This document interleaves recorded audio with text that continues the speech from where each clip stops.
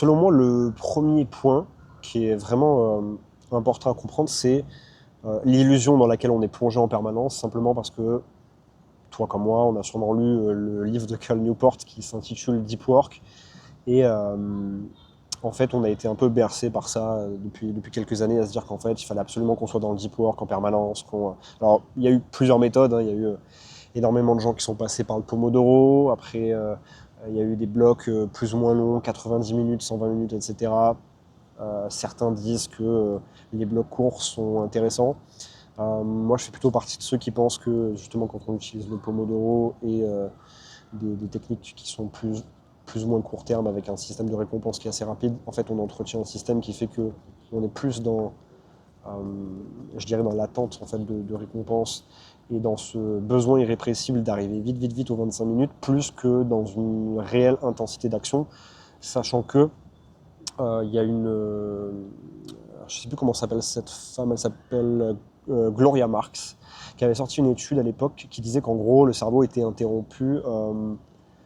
Non, alors je dis une connerie, non. Le temps qu'il fallait pour revenir à une tâche euh, après avoir vu son attention fragmentée, en quelque sorte, c'est à peu près 23 minutes pour retourner dans le deep work. Ce qui veut dire qu'en fait, et c'est ce qu'elle disait, et c'est ce qu'elle dit dans la plupart de ses conférences, c'est qu'en fait, en gros, si tu as une coupure ou deux coupures par heure, en fait, tu n'es jamais réellement dans le travail profond. Donc en fait, qu'est-ce que c'est réellement que le travail profond? On n'en sait rien, on sort des mots comme ça, deep work, etc. Et au final, est-ce qu'on l'a vraiment déjà touché du doigt ou non? Je pense qu'on a tous atteint plus ou moins à un certain moment dans nos vies une sorte d'état de flow dans lequel on sentait qu'on était, je dirais en fait, on était absorbé par le truc et on se disait putain ouais là franchement j'ai pu bosser pendant 2-3 heures, j'ai pas regardé mon téléphone, j'ai pas été vraiment déconcentré, etc. Et je pense que dans le ressenti, on a toujours eu on a tous plus ou moins eu ce truc-là de se dire putain ouais en fait là j'ai réussi à trouver quelque chose, sans pour autant savoir exactement comment ça fonctionnait et savoir quelles conditions pouvaient créer ça, etc., etc. Évidemment, si tu me suis, tu sais que je parle et je traite beaucoup de l'overthinking et je sais à quel point certains sont bloqués souvent sur, ça peut être la création de contenu, ça peut être pour prendre des décisions, ça peut être sur positionnement, etc., etc. Et souvent, quand en fait on se met dans la tête qu'on doit être absolument dans le deep work, dès qu'on fait face à une problématique, à une friction, quelle qu'elle soit, vis-à-vis de notre business, on a tendance souvent à être dans la contraction, et le mot est important, la contraction totale du corps, des yeux, de notre focus, en se disant, ok, plus je vais focus intensément, et plus facilement, rapidement et intelligemment, je vais trouver une solution. Sauf que souvent, ça marche absolument pas comme ça, et nous, on a cette tendance, cette fâcheuse tendance à rester assis devant l'écran et se dire, je vais bosser, je vais m'acharner, et tant que j'ai pas trouvé la solution, je vais pas lâcher. La réalité, c'est que ça a aussi été augmenté, cette vision-là, par on va dire la hustle culture de notre époque, qui est de dire toujours en fait que il faut bosser toujours plus, que bosser 16 à 18 heures par jour, ça doit être normalisé et ça doit être une condition qui, en fait, qui est unique en fait, à la réussite, et que si tu bosses pas 16 ou 18 heures par jour tous les jours pendant 10 ans, tu n'y arriveras pas, ce qui est totalement faux, bien évidemment. Si tu me suis, tu sais très bien que je prône plutôt le fait de fonctionner par cycle, notamment parce que la biologie l'exige, mais aussi de manière générale parce que c'est le meilleur moyen de pouvoir réellement performer sur le long terme, tout en prenant soin de sa santé physique, sa santé mentale. Et le problème de cette posture du deep work permanent, c'est que c'est excellent pour se dire ok, je vais exécuter, je vais faire des choses, etc. Mais dans la réalité des faits, c'est terrible pour tout ce que ça génère après comme anxiété, comme besoin d'aller toujours plus loin, de faire toujours plus de choses, etc., d'aller toujours plus loin dans la performance sans savoir vraiment mettre de limites, etc., etc. Donc ça, c'est le premier point. Et le deuxième point, pour moi, c'est de comprendre, du coup, là où je voulais en venir avec cette vidéo, c'est-à-dire l'histoire de la personne, du personnage dont je voulais parler, qui est Charles Darwin, et du fameux Sandwalk, qui est le chemin de pierre, de gravier qu'il a créé dans sa petite maison en Angleterre à l'époque, et qui lui en fait permettait, comme je le disais, de sortir un petit peu de son esprit, de son cerveau, et d'arriver en fait à accéder à un système de pensée naturel et dont il a fait une véritable philosophie de vie. Et l'idée, c'est de comprendre en fait que cette anecdote, elle part d'un truc qui est peut-être con, de se dire en fait pourquoi le chemin il est circulaire. C'est simplement parce que le fait d'avoir un chemin circulaire, tu n'as pas de point de départ, tu n'as pas de point d'arrivée. Donc en fait, sur le chemin, tu n'es pas en train de réfléchir à quand est-ce que tu vas arriver, quand est-ce que tu vas arriver à la moitié du truc, etc. En fait, on n'a pas le même cheminement de pensée que lorsqu'on va d'un point A à un point B, lorsqu'on a un chemin circulaire comme ça. Et donc le propos, c'était de se dire, en tout cas dans sa philosophie à lui, on supprime comment je pourrais dire ça, on supprime la destination. Et le fait de supprimer la destination te permet de garder et de mettre l'entièreté de ton attention pour l'élaboration des pensées, pour générer des pensées à l'infini de manière totalement unique et en fait se laisser la place de laisser en fait émerger certaines pensées, certains concepts, certaines idées, certaines émotions, de par le fait que l'attention n'est plus dirigée simplement sur le chemin qui est en face de nous, mais à l'intérieur de nous. Ce qu'il faisait Darwin, c'est qu'il comptait ses tours, et c'était une manière aussi pour lui d'avoir un rituel, en quelque sorte de ritualiser sa pensée. Et ce chemin-là, il l'a appelé du coup le Thinking Path, donc le chemin de la pensée. Absolument pas pour se dire ok c'est un truc ultra carré, le chemin de la pensée, machin, ça va émerger comme ci, comme ça. Et en fait c'est quelque chose d'ultra naturel, il a juste créé les conditions qui lui permettaient d'accéder à des pensées, à des idées de manière totalement naturelle, sans contrainte, et tout en étant en fait dans le moment présent et galvanisé par ce qu'il était en train de faire. C'est pour ça que sur la niche du soloprenariat, on parle souvent de sortir, d'aller marcher en nature, parce que ça fait un bien fou, parce que ça vous permet aussi de pouvoir accéder à ce genre d'informations et simplement vous libérer aussi un peu de la charge mentale que vous avez au quotidien, donc c'est toujours intéressant. Et je sais que Nietzsche, par exemple, il disait que seules les pensées qui viennent lorsqu'on est en train de marcher ont réellement de l'impact ou de la valeur. Je crois que c'est il disait seules les pensées qu'on obtient lorsqu'on est en train de marcher ont de la valeur. Et, en fait, c'est vraiment ça, c'est ce que je disais aussi avec Darwin, c'est que c'est vraiment une discipline, c'est un rituel, c'est même c'est une sorte de discipline intérieure qui permet à certains esprits, et on s'en rend compte maintenant à des époques différentes, de pouvoir simplement se concentrer sur soi, à l'intérieur, et d'aller chercher en fait des informations qui sont peut-être noyées encore plus aujourd'hui sous la masse d'informations, de problématiques, de dopamine, de tout ce qui nous entoure et qui ne nous permet pas en fait d'accéder à la data la plus importante, c'est-à-dire qu'est-ce qu'on a en nous, qu'est-ce que veut dire notre corps, quelles émotions, quel cheminement de pensée, quelles problématiques émergent à tel ou tel moment lorsqu'on est vraiment dépourvu de toute stimulation. En fait, c'est surtout ça. Alors, après, c'est du coup de comprendre qu'est-ce qui se passe réellement dans le cerveau lorsqu'on est en train de marcher, tu vois, de manière circulaire comme ça. Qu'est-ce qui se passait dans la tête de Darwin? Qu'est-ce qui a fait que ça pouvait être intéressant? Et je pense que du coup, ce qui est intéressant de distinguer, c'est aussi la manière dont la science a déterminé comment fonctionnait la pensée. Et pour ça, donc, il faut comprendre qu'il y a deux régimes.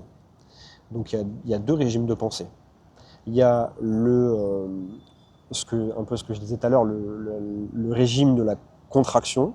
Donc là, on est vraiment sur tout ce qu'on vit actuellement en tant que solopreneur, entrepreneur, peu importe, où on est enfermé dans des bureaux de 15 mètres carrés avec la lumière artificielle, un champ visuel totalement réduit à 30 degrés, avec une focale serrée et très restreinte, très étroite, avec en fait un mode d'action, de décision, de réaction qui est très énergivore et surtout qui impacte énormément notre cerveau, parce que je le rappelle, les yeux sont le premier rempart du cerveau, et automatiquement, si toutes vos journées vous les passez enfermées avec de la lumière artificielle et avec vos yeux qui sont ouverts en permanence et focus sur votre écran avec tout ce que ça comporte, c'est-à-dire les notifications, avec tout ce qui peut agresser entre guillemets vos yeux de manière générale, vous ne pouvez pas estimer qu'à un moment donné, vous allez avoir la clarté nécessaire pour pouvoir impacter votre business et votre vie toute la journée, sur des semaines et des mois et des années,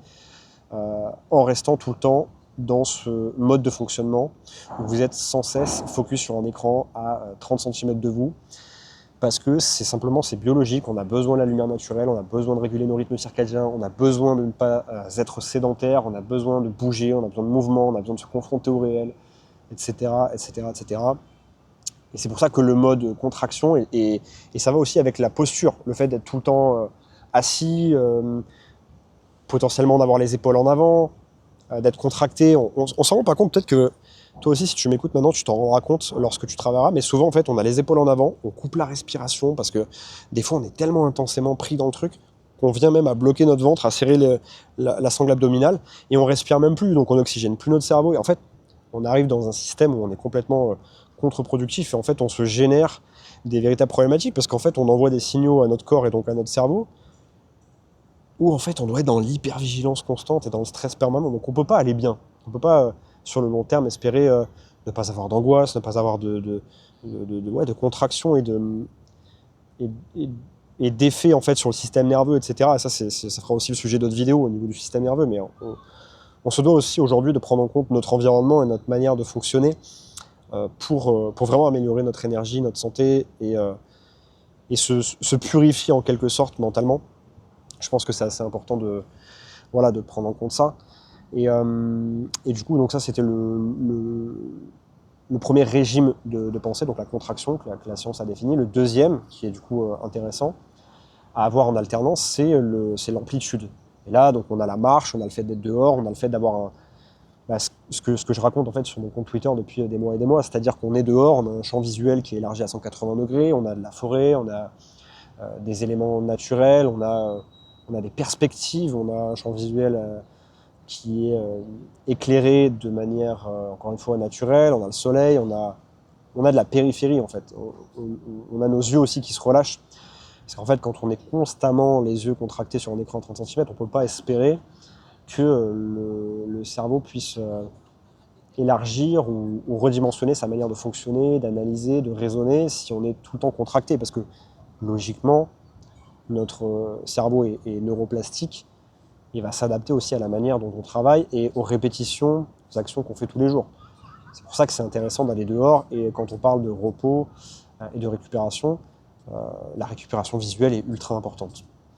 Donc voilà, ça c'est très intéressant aussi de prendre en considération d'aller marcher le plus souvent possible, dès que vous le pouvez, parce que même en termes de génération d'idées ou de résolution de problématiques, c'est des choses qui vont vous permettre d'avancer. Il ne faut pas croire que le fait d'aller marcher 20 ou 30 minutes dans la forêt, ça va réellement vous faire perdre 20 ou 30 minutes de travail. Bien au contraire. Parfois, vous allez gagner des heures, parfois, vous allez gagner des semaines sur certaines réflexions, et ça, il faut le vivre pour s'en rendre compte. Donc, la marche en soi, elle change 3 paramètres en même temps, comme je le disais, le champ visuel, le rythme au niveau corporel, le fait d'être en mouvement et de plus être sur un écran assis, etc. Et le type d'effort que vous êtes en train de faire. C'est-à-dire que vous n'êtes plus dans l'hypervigilance, dans le contrôle, mais vous êtes du coup dans un système qui permet justement l'émergence. Vous êtes dans le mouvement, vous êtes dans ce qui va vous permettre de créer de l'énergie et vous laisser accéder et émerger à des pensées, à des concepts, à vos émotions, à ce qui bouillonne à l'intérieur de vous, et donc naturellement de savoir aussi mieux comment vous fonctionnez, ce qui est important pour vous au quotidien pour pouvoir vous sentir bien. Comprendre aussi un truc dont on parle souvent en neurosciences, c'est le DMN, qui est le Default Mode Network, qui est du coup le réseau cérébral de la créativité et qui, lui, s'active au moment où on se laisse en paix, où on se laisse ne rien faire et ne pas être stimulé, on laisse son esprit vagabonder. Et c'est pour ça que d'ailleurs, quand vous marchez ou quand vous ne faites rien ou quand vous êtes sous la douche, vous vous dites putain, mais ça y est, j'ai des idées de zinzin. Là, j'étais sous la douche pendant 10 minutes et j'ai ressenti que j'ai eu des idées de business, que j'ai pensé à telle ou telle chose et que ça m'a permis de laisser émerger des idées qui m'ont stimulé de manière naturelle et créative. Donc voilà, ça c'est intéressant à prendre en compte. Il y avait aussi une étude de Stanford qui est sortie en 2014. Alors je ne sais plus, il faudrait que je retrouve les noms, peut-être que je le mettrai en commentaire ou en description de la vidéo tout à l'heure, mais de dire qu'en fait la marche augmentait de 60%, de plus de 60%, la capacité d'avoir des idées créatives par rapport à quand vous êtes assis. Et l'effet, surtout ce qui est intéressant, c'est que l'effet continue. C'est-à-dire que c'est pas juste vous sortez dehors 10 minutes et vous avez 60% de chances d'avoir plus d'accès aux idées créatives pendant 10 minutes. C'est-à-dire que sur la continuité de votre journée, vous allez encore avoir accès à ces idées-là. Donc c'est vraiment intéressant d'avoir par séquence, j'ai pas tout le temps, parce que quand on bosse beaucoup, comme la plupart d'entre vous et d'entre nous, solopreneurs, on n'a pas le temps d'aller marcher 10 heures par jour, et c'est pas l'idée. Néanmoins, c'est intéressant, je pense, de garder des moments clés qui sont bons pour vous, c'est-à-dire des moments où vous sentez que vous êtes à bout, que vous êtes un peu rouillé mentalement, et d'aller utiliser, plutôt que de vous mettre à scroller sur TikTok, des moments où vous marchez dehors pour vous régénérer, pour récupérer. Accéder à des idées créatives, récupérer, et faire en sorte que sur le long terme, vous puissiez garder un cap de performance aussi. Donc voilà, c'est ça qui est intéressant. Deuxième effet qui se coule, c'est une autre étude qui est sortie, je crois, en 2015, c'est de Bratman, qui était de dire qu'en fait la marche en nature permettait, et c'est assez logique, de réduire la rumination, qui est un des effets qui est lié à l'overthinking, qui est le plus destructeur aujourd'hui, c'est-à-dire que lorsqu'on est, encore une fois, seul devant son écran, on passe son temps à ruminer parce qu'on n'a rien d'autre que soi et ses propres stimulations et son propre cerveau. Donc naturellement, en fait, on est stimulé par ce que notre œil perçoit au quotidien, et si toute la journée on est dans les mêmes conditions, on ne peut pas espérer ne plus ruminer. Donc en fait, vous vous permettez de libérer de la charge mentale et vous permettez de ne plus ruminer sur des choses qui sont futiles. Donc l'intérêt de la marche est bien plus important qu'un truc qui est déjà cool, qui est le fait de réguler ses rythmes circadiens pour avoir un meilleur sommeil. Donc comprendre aussi, au travers de ça, que le cerveau, c'est pas du tout un organe abstrait et qui a une utilité simplement quand on a décidé qu'il allait être utile. C'est l'élément le plus important que vous devez prendre en compte aujourd'hui en tant que solopreneur. C'est de comprendre comment fonctionne votre cerveau et comment vous pouvez impacter grâce à votre environnement les conditions qui vont vous permettre de performer et d'être en meilleure santé. Ça, c'est vraiment, vraiment important. Et après, dans les faits, donc du coup, ça c'est vraiment ce que j'ai aussi envie d'aborder pour continuer cette vidéo, c'est vraiment de comprendre que en fait, l'idée, c'est pas d'aller se promener quand on est stressé ou quand on a un problème. Vraiment, encore une fois, quand on parle de chemin circulaire ou peu importe, vous prenez pas la tête, vous dites pas qu'on va marcher 30 minutes, faire 10 000 pas ou quoi que ce soit, ne commencez pas à relier ça à des métriques. Vous mettez déjà des métriques toute la journée. Vous mettez pas non plus en tête d'aller faire... si vous êtes un overthinker et que vous sentez que les métriques vous retournent le cerveau, vous mettez pas en tête d'aller faire 10 000 pas ou d'aller marcher 35 minutes. Réellement, ça sert à rien. Mettez-vous juste en tête des trucs qui sont basiques, pas de destination, okay, pas de stimuli parasites, les écrans, les machins, la musique, etc. Cherchez pas à marcher vite, cherchez pas à avoir une vitesse de croisière, pas de cadre temporel, rien. Vous mettez pas de pression. Vraiment juste marcher pour le bonheur de marcher et laisser émerger les choses de manière naturelle. Pour moi, c'est le plus important.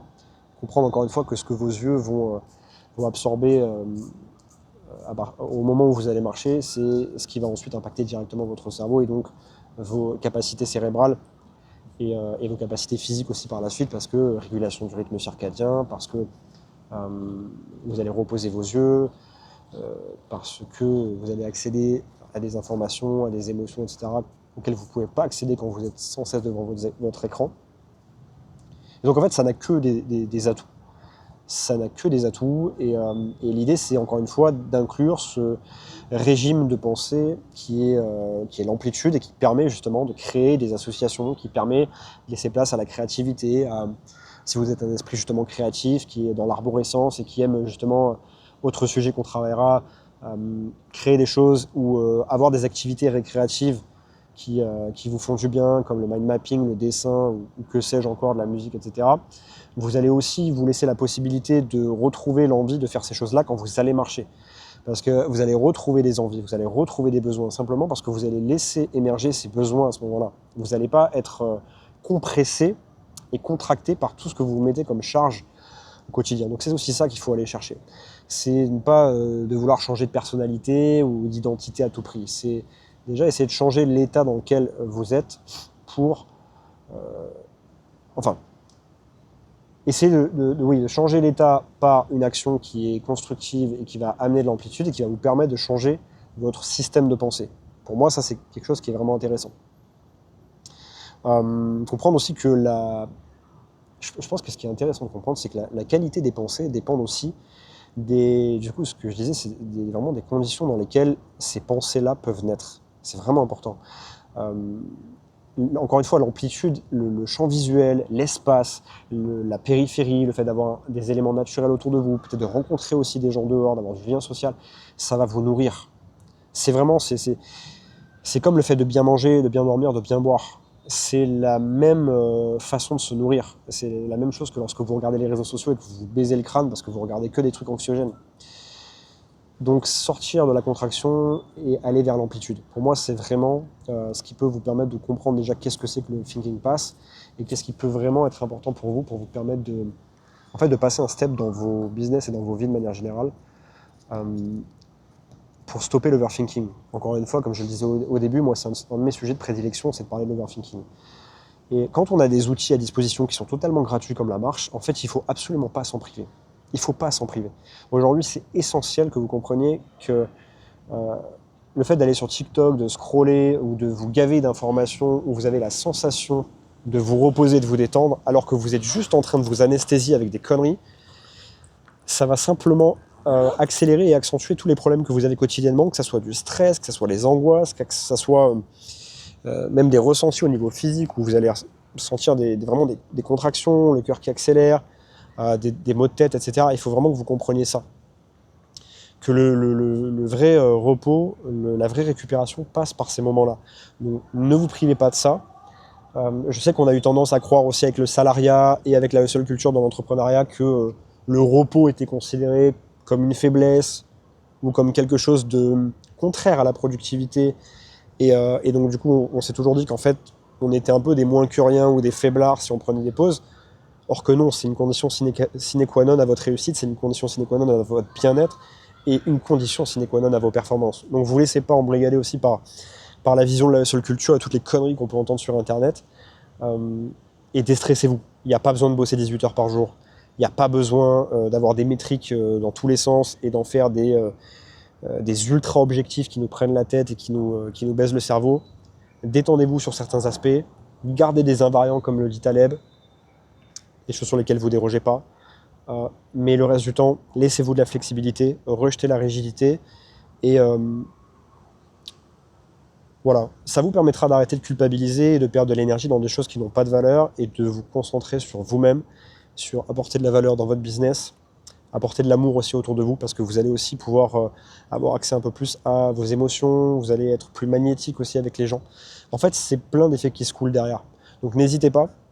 Et puis voilà, simplement prenez soin de vous. Je sais que le soloprenariat et l'overthinking, ça fait pas souvent bon ménage. Donc voilà, si vous avez des questions aussi, n'hésitez pas à commenter sur YouTube ici, à me poser vos questions, à faire des remarques, etc. etc. Et puis, de toute façon, on va continuer, on va essayer d'avoir un rythme comme celui-là, poster très souvent des vidéos sur YouTube sur ces sujets. J'espère que ça vous aura plu, n'hésitez pas à liker, commenter, vous abonner. Et puis, on se retrouve pour une prochaine vidéo.